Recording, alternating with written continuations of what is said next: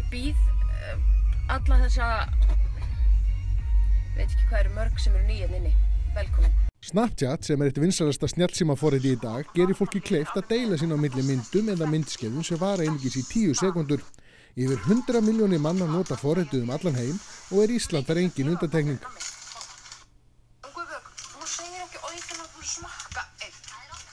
Einn vinsælasti snappari landsins Sigrún Sigurpáls á Egilsstöðum og þekkja margir hann í gegnum forritið. En hver hún?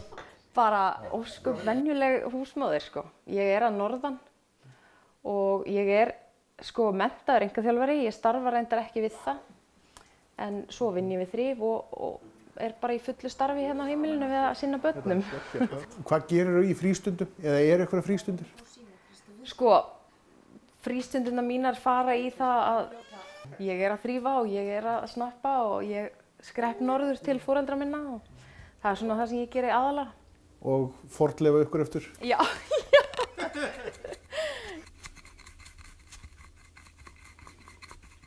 En fer ekki mikill tími í þetta? Rosalega mikill tími, sko. En maður þarf samt að læra að leggja frá sér símann. Af því að, fjölskyldan náttúrulega það mikilvægasta. Snapchat ekki í fyrsta sæti, sko. En þetta náttúrulega hellingsvinna á bakvið þetta. Maður með marga fylgjendur og maður þarf að svara alls konar spurningum allan daginn, sko. Þannig að þetta alveg tímafrekt, sko. Já. En hvað segir maðurinn við þessu? Það bara, hann bara mjög jákvæður, gagnvart þessu. Hún finnst ég stundum svolítið svona leiðileg við hann, sko. Hún finnst ég alltaf vera að gera eitthvað grín á hann, sko. En það bara, svo hlægjum við að því eftir á, sko. Já.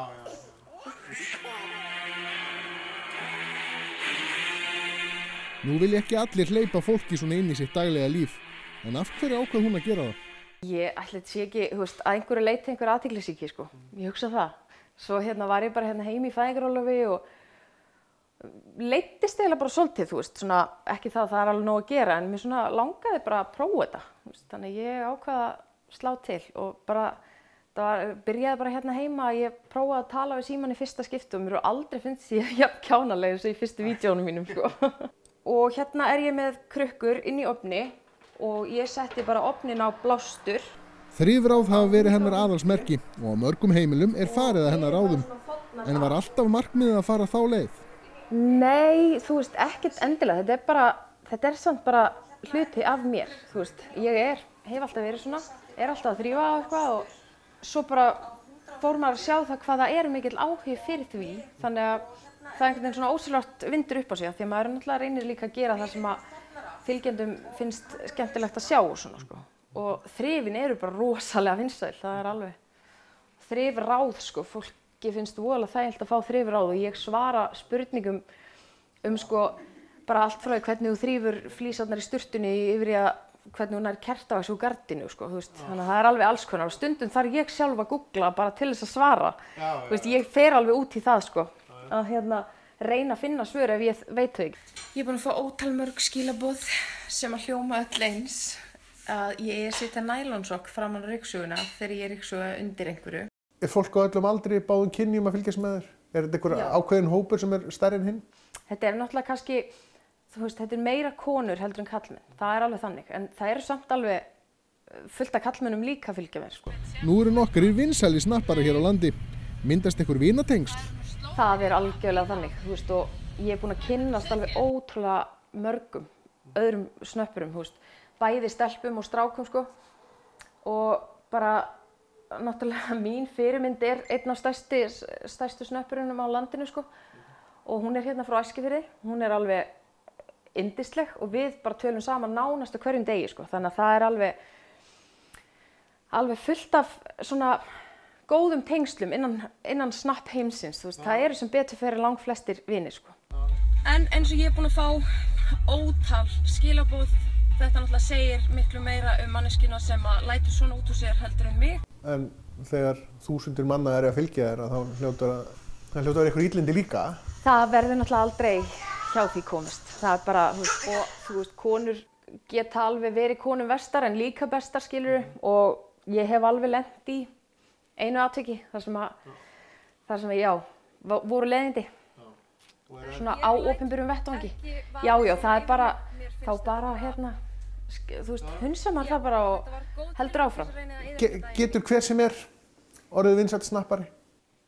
Já, ég held það. Þú veist, það er bara, þú þarft að vera samkvæmur sjálfur þér og hafa metnaðinn í þetta og bara koma þér á framfæri og svo byrjar þetta, þú veist, boltinn að rúlla ef þú ert að fíla, ef fólk er að fíla það sem þú ert að gera. Ertu að fara að gæsa mig eða hvað er í gangi? Svo er rosalega vinsælt eins og til dæmis þegar maður tekur svona það sem kallast svona raunveruleika tal eða svona að maður kannski talar einelti eða maður talar einhver svona málefni og þá fær maður alveg rosaleg viðbrögð þannig að það er kannski ekkert eitthvað svona eitt sérstakt sem að hefur vakið eitthvað hvað mest viðbrögð sko. Það er bara svona aðalega þetta þegar maður er að tala einhver málefni eða. Koma fylgjendur reglulega inn eða margir í einu?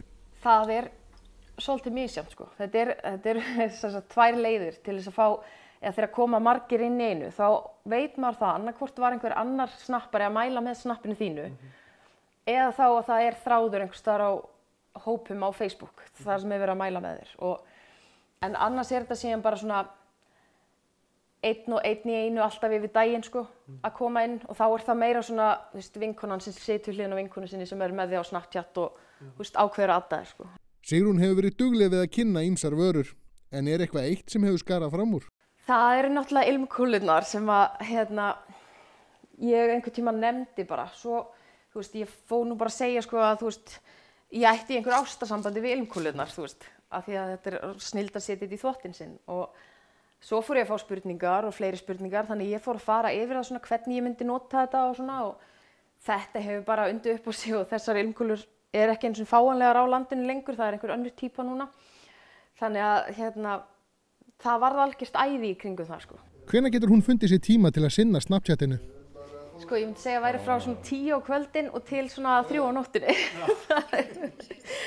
Það er svolítið þannig. Ég náttúrulega get í rauninu litlu sinnt fyrir en að börnin eru sofnuð og kannski er ég með nokkra vörur sem ég ætla að sýna eða ákveðin þrifráð sem ég á eftir að taka fyrir eða langar að taka fyrir og þú veist, stundum er ég vakandi allt og lengi, þú veist, af því að þetta er eini tíminn sem ég hef og ég fer að fá skilaboð í kjölfarið og þetta svolítið svona, ég er svolítið náttúrulega, sko.